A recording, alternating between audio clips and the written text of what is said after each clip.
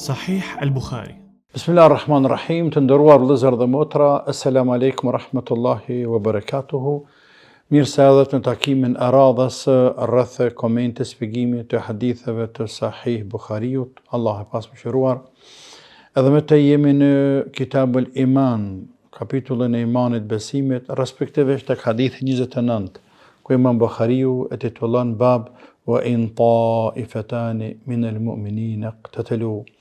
Nëse dy grupe mes muslimanëve vëriten, vazhdon ajeti, suratul Hujurat ajeti 9, cek pastaj hadithin e Abu Bekrit radhiyallahu anhu qal, ka thënë: Sami'tu Rasulullahi sallallahu alaihi wasallam, kam dëgjuar pejgamberin sallallahu alaihi wasallam duke thënë: Idha iltaqa al-muslimani bi sayfayhima fal-qatilu wal-maqtulu fi an-nar.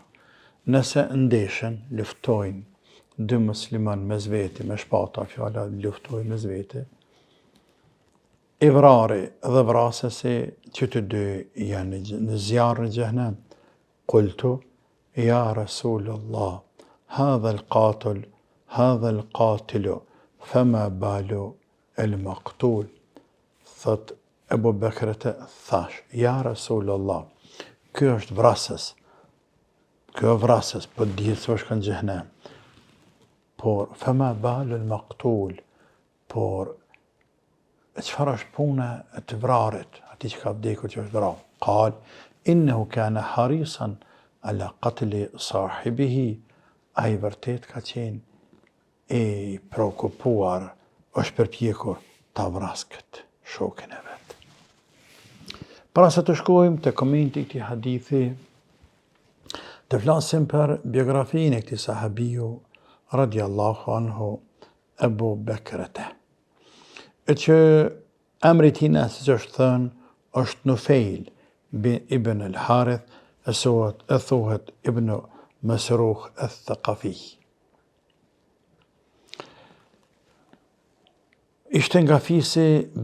Ishte nga Taifi, nga fisi Thaqif, që ishte fisi i njohur në atë kohë në Taif.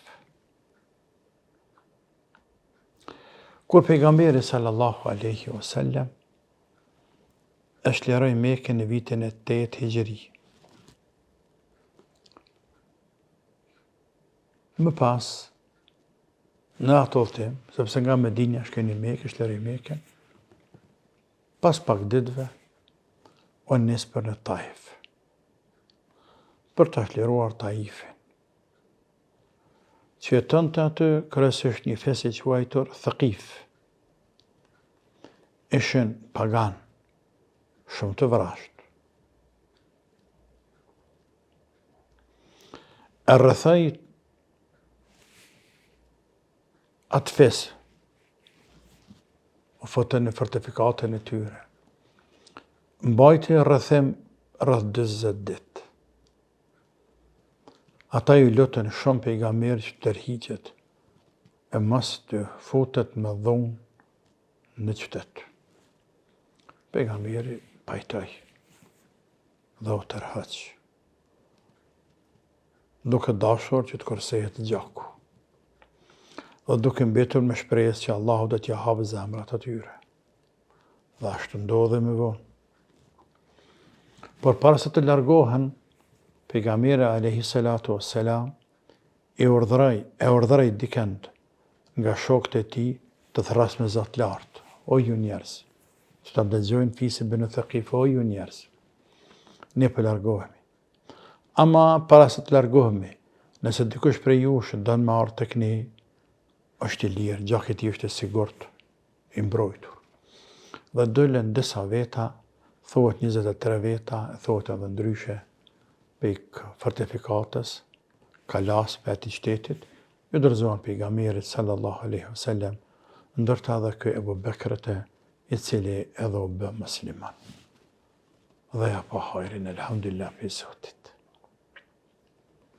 E që tani këtu transmeton hadithe kë i nderuar, Allah e pasmëshiru, e që në fakt ai kanë transmetuar 132 hadithe krejt, vetëm në Bukhari janë 14 hadithe, Ky është njëri prej tyre dhe i pari i haditheve që transmeton ky burr i madh. Ai nuk i dha më pejgamberit e Abu Bekrit, derisa vdiq në vitin 52, e thuhet 51, në Basra të Irakut. Më vonë, në vitin e 9 Hijri, një vit më vonë, përderisa pejgamberi ishte në Medinë, fisë Thaqif nga Taifi dërguan një delegacion në Medinë tek pejgamberi alayhi salatu wassalam dhe i treguan atij dhe përgëzuan pejgamberin alayhi salam se në të gjithë fisë Thaqif kemi vendosur që të bëhemi musliman. Shumë o gëzu pejgamberi për islamin e tyre, o gëzu Abu Bekrit që fisi tine pranë islamit dhe alhamdulillah fisi Taif, respektivisht komplet qytetit Taifit, o fotën në islam dhe ata me paqë, pa dhunë, por me bindje. Ka tregimet e cilat ndërlidhen me këtë Abu Bekrit, ku disa ndoshta nuk ja vlen fort me cekur, po ndërtohet edhe këtë tregimi që ka të bëjë me këtë hadith. Ky kanë dëgjuar pejgamberin duke thënë këtë hadith, el qatil wal maqtul fi an-nar, vrasësi dhe vrarja në xhenem, në zjarr. Dhe këtë ja ka thënë një shokut të tij të quajtur Ahnaf ibn Qais, i cili kishte jetuar në kohën e pejgamberit sallallahu alaihi wasallam, ishte bërë musliman, por nuk kishte takuar pejgamberin. Ky Ahnaf bin Qaisi, më vonë vitin 36 Hijri, vdes pejgamberi, Abu Bekri, Omeri, Osmani. Në vitin 36 Hijri, kur ndodh betejë, quhet betejë Devës, Marakatul Jamal, në Irak, mes Aliut dhe shumicës absolute të sahabëve, ndërsa nënën tjetër Talha, Zuberi, Aisha radiallahu anhum dhe një numër e sahabëve për pakicë, që nuk dëshën të ndodhë, për ndodhe. Ky Ahnaf ishte nisur për me ndihmu Aliut. Abu Bekrit kishte takuar dhe tha ka e nis, tha pa shkemi ndihmu Aliut në luftë. Tha këthau, tha mos e bashkan gjet as njërit as tjetrit. Dhe tha këtë hadith, sepse unë kam dëgjuar pejgamberin sallallahu alaihi wasallam duke thënë el qatilu wal maqtulu fi an-nar. I vrari dhe vrasësi të dy janë në xhenem. Por para se me ardh të komenti hadithit, nalëm pak të sahabët me qenë se veç e ceka Marakatul Jabal, betejën e Devës, ku ka ndodhur me sahabëve në vitin 36 Hijri dhe aty kanë vdekur sahabë të mëdhenj sikur se Talha dhe Zubejri. Aisha e cila morri pjesë nga Mekka shkoi atje në Irak, sepse kur vdiq Osmani, Aisha qelloi në Mekë dhe dëgjoi se kanë shkuar sahabët atje. Dhe shkoi me qëllim me shujt fitnen më mundu me ofru, por nuk ndodhe ashtu. Ndodhe çfarë ndodhe dhe o dërgjak. Dhe vdiqën sahabë të mëdhej, se Talha dhe Zuberi që ishin nga të 10 të përgëzuarit për xhenet. Tani, nëse musliman, ehli sunet dhe xhamat, qëndrimin tonë ndaj sahabëve, e kemi ceku, në kanë ceku ulemat, sahabë, taben, tebi taben, ulemat të tonë, ndërta në ka cekur edhe Imam Tahaviju në akiden, Tahavije që kemi komentuar dhe kemi shpjeguar atë çfarë qëndrimi do të kemi ne ndaj sahabëve. Po na ka mësuar pejgamberi sallallahu alaihi wasallam që ne ehli sunet nuk i shajmë, nuk i fyjmë, i respektojmë, i nderojmë sahabët në maksimum. Për ata i bekuar ka thënë la tasubbu ashabi, la tasubbu ahadan min ashabi, mos e shani asnjë, mos e fyjni asnjë prej sahabëve të mi. Fa in ahadukum law anfaqa mithla Uhudin dhahaban ma adraka mudda ahadihim wala nasifahu, sepse sikur se ndonjëri prej jush të jepte lëmoshe sadaka e punëtarit e kodra e Uhudit, nuk do t'ja arrinte as sa një fërtal, se themi ne, sa një mod, sa një ok ushqim i tyre, apo sa gjysme e tyre. Pra si afrohet nga të sahabëve. Për atë arsye, Ehl-i Sunnit e Xhamatit thonë sahabët janë të drejtë të gjithë. Dhe se gabimet e tyre që kanë bërë, ne nuk merremi me to. Dhe se ato inshallah taala janë të falura përballë sevapeve dhe punëve të mëdha të hajrit që i kanë bërë. Për atë Imam Shafiu, Allah pas mëshiruar, kur është pyetur për sahabët, për mendimin e tij në rreth sahabëve, e citonte apo ka cituar fjalën e Omer bin Abdulaziz, i cili ka thënë: Allahu i madhruar na ka kursy neve mos e marr pjesë me durët e tona në derdhjen e gjakut. E pse të marrëm pjesë me gojët e tona? Pra, as me gojë nuk flasemi ndaj sahabët pejgamberit sallallahu alaihi wasallam, as një fjalë të keqe.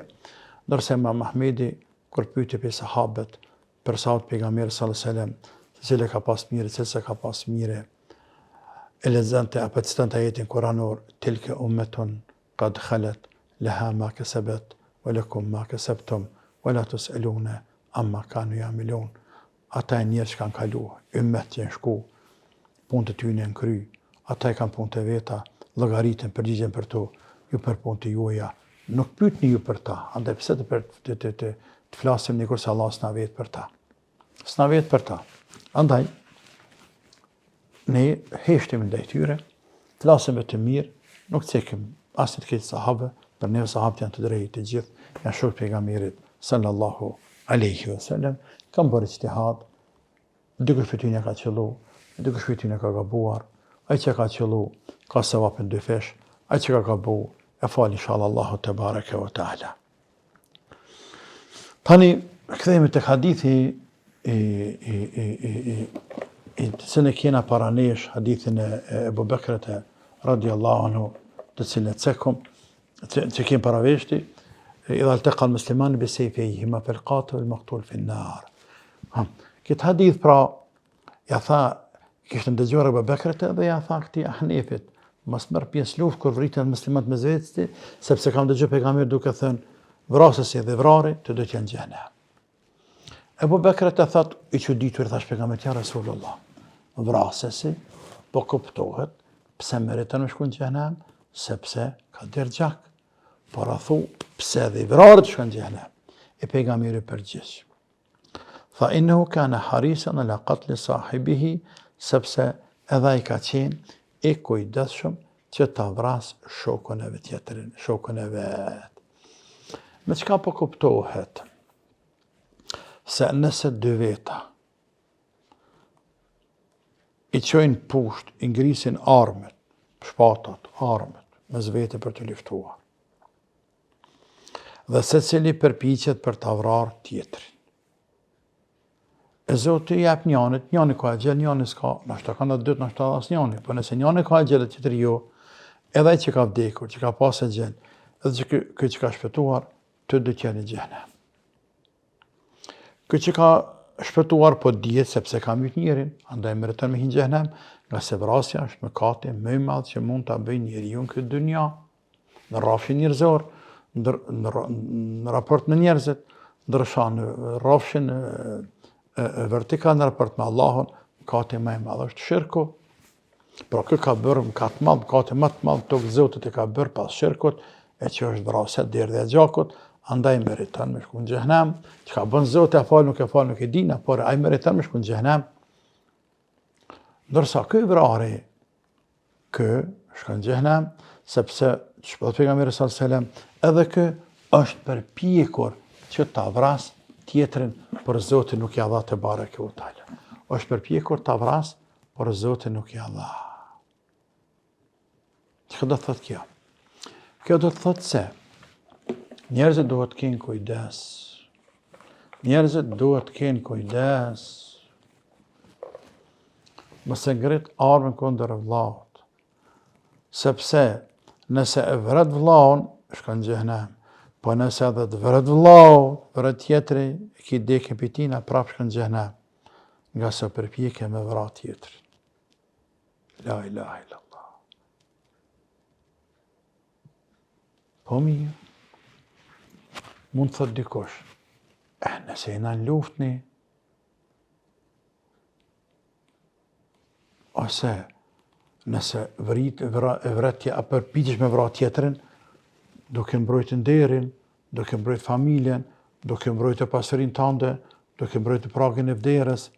Në këtë rast nëse vritesh, nuk shkon në xhenem.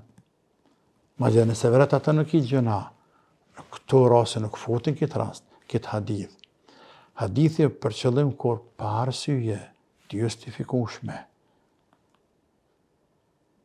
Këtë se çat popull e ngri harmën njëri ndaj tjetrit, që ndodh sa të shumica vrasjeve.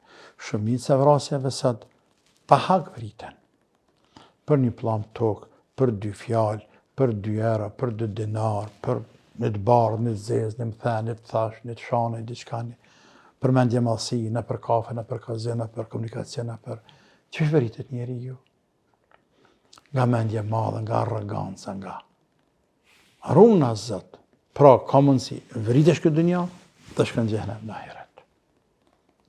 Sepse përpjek me vra vllahun. E ai gjithsesi ai që ka të ka vra. Allahu na ruajt. Ndërsa kur jenë hak, runa zot, është tjetër send. Nëse vret atë, gjëna nuk jenë hak. Por nëse vritesh ti, nuk shkon në xhenem. Për kontra zot falen inshallah gjënahet. Dhe shkon te Zoti pas gjëna, sepse vra pa hak, madje ka mundësi me shku shahid krejt. Këtu janë disa çështje tjera. Pejgamberi pa thatë sallallahu alaihi wasallam kur 2 musliman ngritin shpatat. Vrasësi dhe vrari, po i quan 2 musliman. Çka me kuptu kja? Se mëkati nuk e nxjerr pi dinit njeriu. Vrasja anë pse është mëkati më i madh se kom i lart, prapse pe din nuk e nxjerr njeriu. Ai mbetet musliman. Për atë arsye vrasësin ne konsiderojmë musliman. Edhe nëse nuk ka pendu, edhe vdes. Po edhe të vrarin, e konsiderojmë të 2 musliman, ja falim gjenazën, e varrosim, lutem për te dhe kështu me radhë.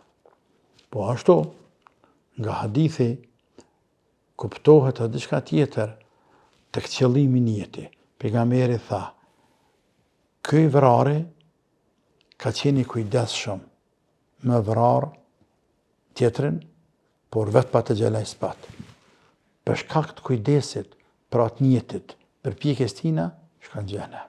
E që kuptohet qartë se njeriu nëse dën me bën një punë, për pjeket me bën një punë, derdhmon me bën një punë, por edhe nëse nuk i arrin për atë punë, o fjala punë të këqija, këtë se për punë të mira, mesele tjetër, a thuaj shënohet gjëna, tek shumica e ulemave i shënohet gjëna.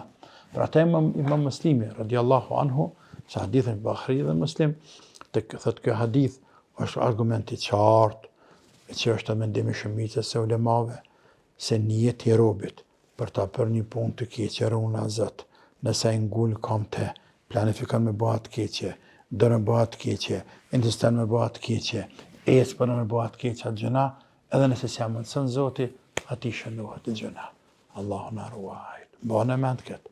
Përballë, por thot kjo, nuk pijen kundërshtim me hadithin tjetër, që transmeton Imam Muslimi, se pejgamberi sallallahu alaihi wasallam ka thënë Allahu azza wa jall në hadithin e gjatë, men hamma bi sayyi'atin, idha hamma 'abdi bi sayyi'atin fala taktubuha. Nëse rob, thot Allahu, nëse robit tim i shkon mendja me bën një të keqe, i thot me laçë ti mos e shënoni. Derisa ta punon. Kur ta punon shënia një për një. Nëse shkon mendja për një të keq, mos e shënoni.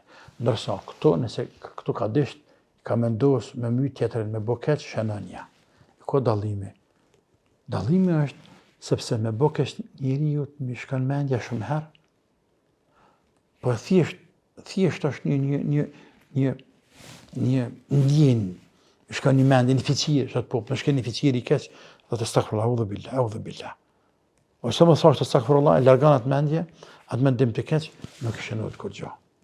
Pra me laçet i lexojnë robit qëllimin e keq, po nuk ja shënojnë, derisa ta vepron. Nëse nuk e vepron, nuk ja shënojnë.